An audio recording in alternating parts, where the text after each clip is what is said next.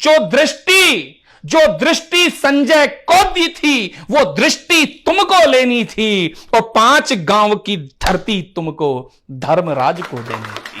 5 गांव की धरती तुमको धर्मराज को देनी थी।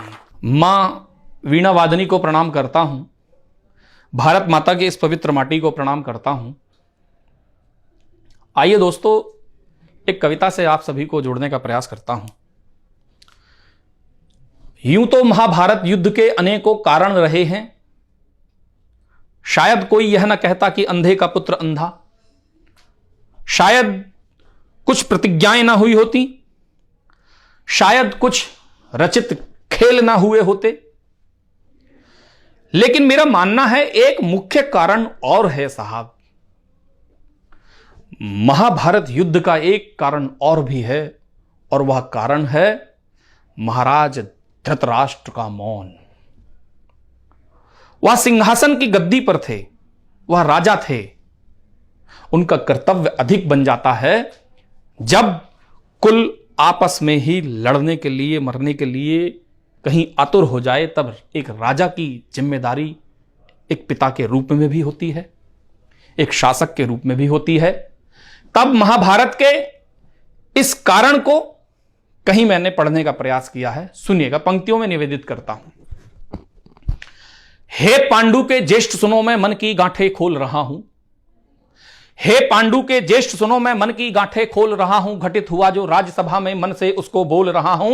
राजभवन की गद्दी पर थे, न्याय तुम्ही को करना था। कष्ट तुम्हें आगे बढ़कर पांडु पुत्रों का हरना था। करना था कुछ ऐसा तुमको, काम तुम्हारा हो जाता। गांधारी की कोख भी बचती, नाम तुम्हारा हो जाता। जिस कुल में जन्मी भीष्म प्रतिज्ञा, उस कुल के तुम वंशज थे। विदुर से नीतिकार तुम्हारे सिंहासन पर सूरज थे। विदुर से नीतिकार तुम्हारे सिंहासन पर सूरज थे।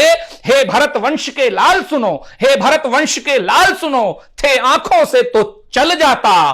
तुम मन से अंधे ना होते तो युद्ध कभी का टल जाता। तुम मन से अंधे ना होते तो युद्ध कभी का टल जाता। पुत्र मोह में आकर तुमने पांडव को वनवास दिया। कुछ कठिन निर्णय लेने थे आपको साहब, लेकिन आपने गलत लिए। और क्या गलत लिए, पहली पंक्ति निवेदित करता हूं। और क्या कठिन आपको निर्णय लेने थे जो युद्ध टल जाता। तब पंक्ति, अंतिम पंक्ति पर आपका आशीर्वाद चाहूंगा। सुनिएगा कि पुत्र मोह में आकर तुमने पांडव को वनवास दिया। युद्ध टालने हेतु तुमने कैसा यह उपहास किया। करना था कुछ ऐसा तुमको, गौरव वंश सदा रहता। पांडव वंश की भांति सुन लो, कौरव वंश सदा रहता। पांडव वंश की भांति सुन लो, कौरव वंश सदा रहता। दुर्योधन की हटके आगे जाने क्यों तुम मौन रहे। स्वार्थ नीति में भूल गए, संकट के साथी कौन रहे। तुम चाहते तो शकुनी के पांसों का मेल नहीं होता। अब देखिएगा आपको क्या निर्णय लेना था अंतिम पंक्ति पर, कि तुम चाहते तो शकुनी के पांसों का मेल नहीं होता। कुल की मर्यादा हरने वाला गंदा खेल नहीं होता। और दुशासन के दुस्साहस पर बस इतना साहस भरते। गर्दन धड़ के मध्य बनी, संधि विच्छेद तभी करते। गर्दन धड़ के मध्य बनी, संधि विच्छेद तभी करते। एक घटना महाभारत में हुई थी साहब कि संजय को दृष्टि दी गई थी। तब वहां से पंक्तियां कुछ उठाने की कोशिश करता हूं, सुनिएगा कि केशव केशव केशव शांति दूत बने पर भरी सभा अपमान सहा। केशव शांति दूत बने पर भरी सभा अपमान सहा। तुमने अपने मुखमंडल से फिर भी ना एक शब्द कहा। आभास तुम्हें भी था मन में के काल तुम्हारे सम्मुख है।